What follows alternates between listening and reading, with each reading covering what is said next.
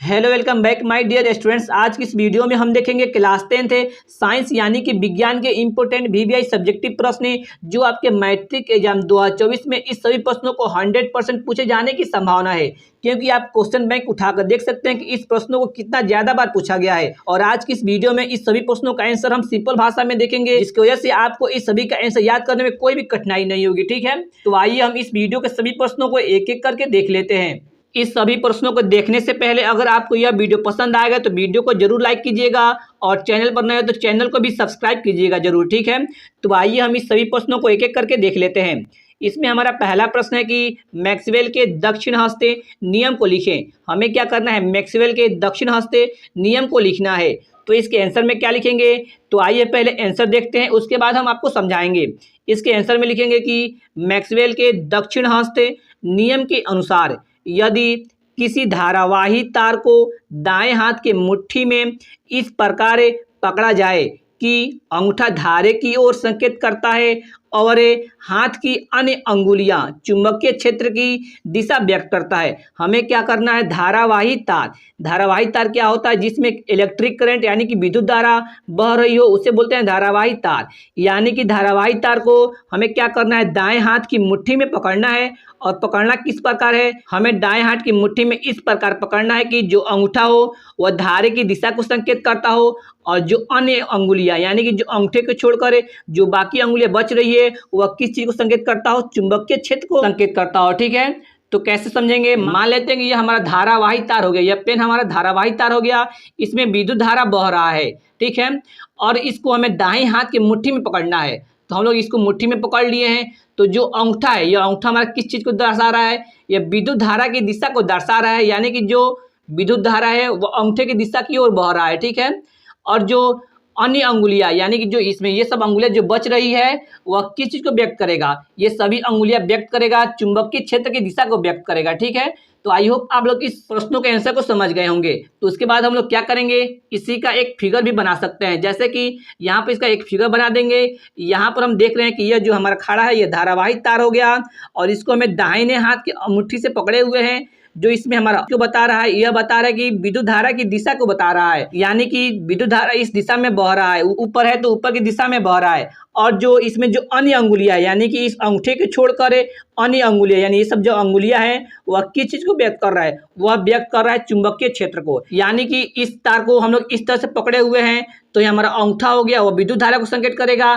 और यह जो बाकी सब अंगुलियां है वह किस चीज को व्यक्त कर रहा है, वह व्यक्त कर रहा है चुंबकीय क्षेत्र को। चुंबकीय क्षेत्र किस दिशा में है, चुंबकीय क्षेत्र है इस दिशा में। ठीक है, तो उसी तरह हम लोग क्या किए हैं, यहाँ पर एक चुंबकीय क्षेत्र को दर्शा दिए हैं कि चुंबकीय क्षेत्र इस दिशा में है। तो आप इसके आंसर में इस फिगर को भी बना सकते हैं। ठीक है, तो आई होप आप लोग इस प्रश्नों को समझ गए होंगे। एक बार इस प्रश्नों को एक बार और उत्तर में हम पढ़ लेते हैं। ठीक है, कैसे लिखेंगे, तो इसके हम लोग उत्तर में कैसे लिखेंगे कि मैक्सवेल के दक्षिण हस्ते नियम के अनुसार यदि किसी धारावाही तार को दाएं हाथ की मुट्ठी में इस प्रकार पकड़ा जाए कि अंगूठा धारे की ओर संकेत करता है और हाथ की अन्य अंगुलियां चुंबकीय क्षेत्र की दिशा को व्यक्त करता है। अगर आप इतना लिख देते हैं अगर एग्जाम में तो एक भी अंक आपको नहीं कटेगा। ठीक है, तो आई होप आप लोग इस प्रश्नों को समझ गए होंगे। अगर आपको यह वीडियो पसंद आ रहा है तो वीडियो को लाइक करें और चैनल पर नए हो तो चैनल को जरूर सब्सक्राइब करें। ठीक है, तो आइए हम इसके दूसरे नंबर प्रश्न को देखते हैं। तो इसमें हमारा दूसरा नंबर प्रश्न है कि वियोजन अभिक्रिया क्या है, उदाहरण लिखिए। हमें क्या करना है, वियोजन अभिक्रिया क्या है, वियोजन अभिक्रिया के बारे में बताना है और एक वियोजन अभिक्रिया के उदाहरण भी लिखना है। ठीक है, तो आइए सबसे पहले हम वियोजन अभिक्रिया के आंसर देखते हैं। आंसर में कैसे लिखेंगे, तो इसके आंसर में हम लोग लिखेंगे कि वैसी रासायनिक अभिक्रिया जिसमें एक अभिकारक टूट के दो या दो से अधिक उत्पाद में बदल जाता है उसे वियोजन अभिक्रिया कहते हैं। यानी कि कहने का मतलब है कि एक अभिकारक यानी कोई एक चीज टूटकर दो या दो से अधिक चीजों में बदल जाए तो उसे हम लोग क्या बोलते हैं, उसे हम लोग बोलते हैं वियोजन अभिक्रिया।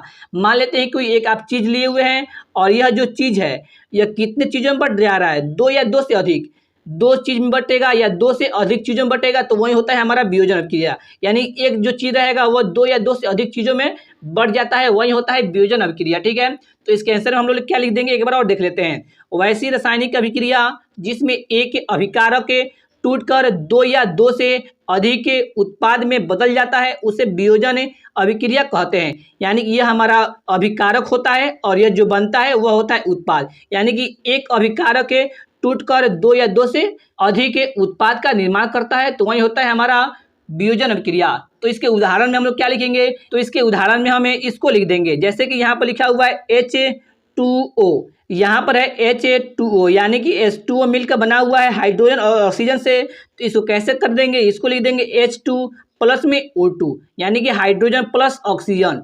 यानी यहाँ पर हम लोग देख रहे हैं कि यहाँ पर एक जल है, यानी H2O एक ही है, और यह टूट जा रहा है कितने चीज में, ये दो चीजों में टूट जा रहा है, एक हाइड्रोजन में टूट जा रहा है और एक ऑक्सीजन गैस में टूट जा रहा है। ठीक है, यानी कि जो जल है वो हाइड्रोजन गैस में भी टूट जा रहा है और एक ऑक्सीजन गैस में भी टूट जा रहा है। और यहाँ पर जो हम लोग दो लगाए हुए हैं वो समीकरणों को संतुलित किए हुए हैं। अगर आप संतुलित करने पर कोई एक सेपरेट विधि चाहते हैं तो आप लोग कमेंट जरूर कीजिएगा, मैं आपको समीकरणों को संतुलित करने का 100% तरीका बताऊंगा। ठीक है, तो आई होप आप लोग इस प्रश्नों को याद जरूर कर लीजिएगा। तो आइए हम इसी के साथ इसके तीसरे नंबर प्रश्न को देखते हैं। तो इसमें हमारा तीसरा प्रश्न है कि प्रत्यावर्ती धारा और डिस्ट धारा में अंतर लिखें। हमें क्या करना है कि एसी करंट को ही हिंदी में बोलते हैं प्रत्यावर्ती धारा, एसी यानी कि अल्टरनेटिव करंट को बोलते हैं प्रत्यावर्ती धारा, और डिस्ट करंट यानी कि डीसी करंट को बोलते हैं डिस्ट धारा।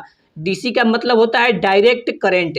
में अंतर लिखें, हमें क्या करना है प्रत्यावर्ती धारा और डिस्ट धारा में अंतर लिखना है। तो अंतर कैसे लिखा जाता है, तो इसको अंतर को लिखने के लिए हम क्या करते हैं, सबसे पहले अपने कॉपी को दो भागों में बांटते हैं। जैसे कि यहाँ पर हम लोग बांट दिए हैं दो भागों में, एक लाइन खींच के दो भागों में अपने कॉपी को बांट दिए हैं, और एक में लिख दिए हैं प्रत्यावर्ती धारा और दूसरे में लिख दिए हैं डिस्ट धारा। यानी जिसके जिसके बीच में अंतर लिखा जाता है, पहले वालों को इसमें लिख दिया जाता है और दूसरे वालों को इसमें लिख दिया जाता है। ठीक है, तो एक में हम लोग लिख दिए हैं प्रत्यावर्ती धारा और दूसरे में लिख दिए हैं डिस्ट धारा। तो इसके अंतर को हम लोग सबसे पहले पढ़ते हैं, उसके बाद हम लोग समझेंगे इसको कैसे होता है। ठीक है, तो हम प्रत्यावर्ती धारा में एक नंबर में क्या लिखेंगे, एक नंबर में लिखेंगे कि इसमें धारा का मान और दिशा समय के साथ बदलता रहता है। इस पॉइंट के कहने का मतलब है कि प्रत्यावर्ती धारा में जो धारा का मान होता है कम बेस होता रहता है और दिशा समय के साथ बदलता रहता है। यानी कि धारा का मान भी बदलता रहता है और इसका दिशा भी बदलता रहता है। यानी यह होता है हमारा अल्टरनेटिव करंट, हमारा यह होता है अल्टरनेटिव करंट। तो देख रहे हैं कि यहाँ पर विद्युत धारा का मान कम है, उसके बाद यह बढ़ता जा रहा है, फिर यहाँ पर ज़्यादा हो गया, फिर इधर से कम होते जा रहा है, इधर से कम होते जा रहा है, फिर यहाँ से 0 हो गया, फिर उसी तरह यहाँ से बढ़ता जा रहा है, फिर यहाँ पर सबसे अधिकतम मान पर चला आया। तो दिशा कैसे बदल रहा है, तो दिशा हम लोग देख रहे हैं कि पहले जो इसमें जो आता है वो प्लस होता है और इसमें जो आता है निगेटिव होता है। यानी कि ये प्लस से फिर निगेटिव हो गया, यानी इसमें दिशा भी बदल गया। वही होता है हमारा प्रत्यावर्ती धारा। बल्कि डिस्ट धारा क्या होता है, डीसी यानी कि डायरेक्ट करंट क्या होता है, तो इसके पॉइंट हम लोग क्या लिखेंगे, इसमें धारा का मान और दिशा समय के साथ नहीं बदलता है। यानी कि डिस्ट धारा में क्या होता है, दिशा और धारा का मान इसमें नहीं बदलता है, यह एकदम क्या होता है, एकदम सीधे चलता रहता है। इसमें पहला पॉइंट में यह लिख देंगे। और इसके दूसरे पॉइंट में क्या लिखेंगे, तो प्रत्यावर्ती धारा के हम लोग दूसरे पॉइंट में लिखेंगे कि यह काफ़ी घातक होता है। जो प्रत्यावर्ती धारा होता है वह क्या होता है, डेंजरस होता है। ठीक है, और इसमें इसके पॉइंट में लिख देंगे यह कम घातक होता है। डिस्ट धारा भी घातक होता है लेकिन प्रत्यावर्ती धारा से कम घातक होता है डिस्ट धारा। ठीक है, तो दूसरे पॉइंट में लिख देंगे हम यह काफ़ी घातक होता है, यह कम घातक होता है। ठीक है, और इसके तीसरे पॉइंट में क्या लिखेंगे, इसके तीसरे पॉइंट में लिखेंगे कि इसे दूर इलाकों में भेजा जा सकता है। यानी कि अल्टरनेटिव करंट यानी कि एसी करंट को दूर इलाकों तक, दूर से दूर भेजा जा सकता है। ठीक है, यानी कि जो हमारे घरों में जो करंट आता है वह होता है एसी करंट यानी प्रत्यावर्ती धारा होता है। क्योंकि हम लोग देखते हैं कि जो हमारे घरों में जो करंट आता है, जो इलेक्ट्रिसिटी आता है वो कहाँ से आता है, बहुत दूरों से आता है। यानी कि इसके तीसरे पॉइंट में लिख देंगे हम लोग इसे दूर इलाकों में भेजा जा सकता है।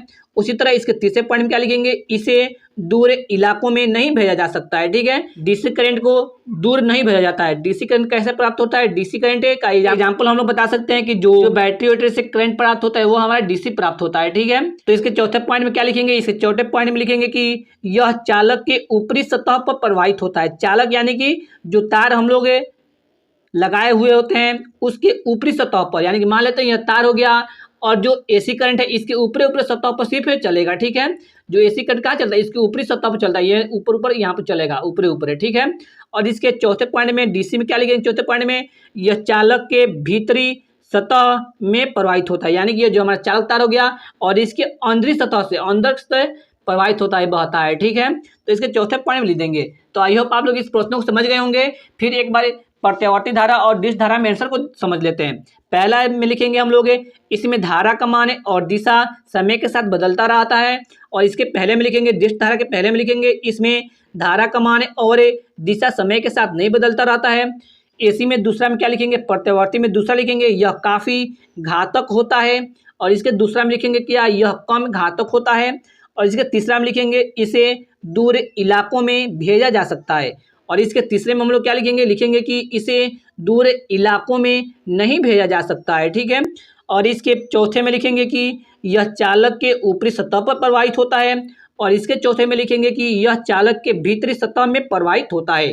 तो आई होप आप लोग इस प्रश्नों को याद जरूर कर लेंगे। तो अगर आपको यह वीडियो पसंद आ रहा है तो वीडियो को लाइक करें और चैनल पर नए हैं तो चैनल को भी सब्सक्राइब करें। इसी तरह के VVI सब्जेक्टिव प्रश्न, ऑब्जेक्टिव प्रश्न देखने के लिए ऑल सब्जेक्ट का। तो आइए हम इसी के साथ इसके चौथे नंबर प्रश्न को देखते हैं। इसमें हमारा चौथा नंबर प्रश्न है कि उपचयन अभिक्रिया से आप क्या समझते हैं। हमें क्या बताना है कि उपचयन अभिक्रिया होता क्या है, वही हमें लिखना है। तो आइए सबसे पहले हम लोग इसके आंसर को पढ़ते हैं। उपचयन अभिक्रिया के आंसर में क्या लिखेंगे, हम लोग लिखेंगे आंसर में, वैसी रासायनिक अभिक्रिया जिसमें ऑक्सीजन की वृद्धि या हाइड्रोजन का ह्रास हो तो वैसी अभिक्रिया को उपचयन अभिक्रिया कहा जाता है। ठीक है, तो यहाँ पर हम लोग देख रहे हैं कि ऑक्सीजन की वृद्धि, यानी इसके कहने का मतलब है वैसी रासायनिक अभिक्रिया जिसमें ऑक्सीजन बढ़ रहा हो। ठीक है, वृद्धि यानी कि बढ़ना, या हाइड्रोजन का ह्रास यानी कि हाइड्रोजन का घटना, दोनों में से कोई एक घटना हो। ठीक है, ऑक्सीजन बढ़े या हाइड्रोजन घटे, दोनों में से कोई एक हो। यानी कि यहाँ पर लिखे हुए हैं कि ऑक्सीजन की वृद्धि यानी कि ऑक्सीजन बढ़े या हाइड्रोजन का ह्रास, या का मतलब हो गया कि ऑक्सीजन की वृद्धि हो और चाहे हाइड्रोजन ह्रास हो, दोनों में से कोई एक हो। तो वैसी अभिक्रिया को हम लोग बोलते हैं उपचयन अभिक्रिया। फिर इसके आंसर में कैसे लिखेंगे एक बार और देखते हैं। इसके आंसर में हम लोग लिखेंगे कि वैसी रासायनिक अभिक्रिया जिसमें ऑक्सीजन की वृद्धि या हाइड्रोजन का ह्रास हो तो वैसी अभिक्रिया को उपचयन अभिक्रिया कहा जाता है। जैसे इसके एग्जाम्पल में कैसे लिखेंगे, यहाँ पर C यानी कि कार्बन हो गया, प्लस में O2 यानी कि ऑक्सीजन हो गया, और यह मिलकर क्या बनाएगा, यह बनाएगा CO2 यानी कार्बन डाइऑक्साइड बनाएगा। ठीक है, तो यहाँ पर हम लोग क्या देख रहे हैं, पहले यहाँ पर जो कार्बन है पहले अकेले है और इधर आकर क्या हो गया, इसके साथ O2 जुट गया है, यानी कि O2 बढ़ गया है। ठीक है, यहाँ पर कार्बन के साथ ऑक्सीजन की क्या हो गया है, वृद्धि हो गया है, यानी ऑक्सीजन इसके साथ आ गया है। तो यहाँ पर क्या हुआ है, कार्बन का उपचयन हो गया है। ठीक है, यहाँ पर क्या हो गया, कार्बन का उपचयन हो गया क्योंकि यहाँ पर ऑक्सीजन इसके साथ आ गया। तो हम लोग क्या देखे थे, आंसर में भी देखे थे कि ऑक्सीजन की वृद्धि हो यानी कि ऑक्सीजन जुटे या हाइड्रोजन उसमें से हटे, दोनों में से कोई एक हो। तो यहाँ पर ऑक्सीजन क्या किया है, जुटा हुआ है।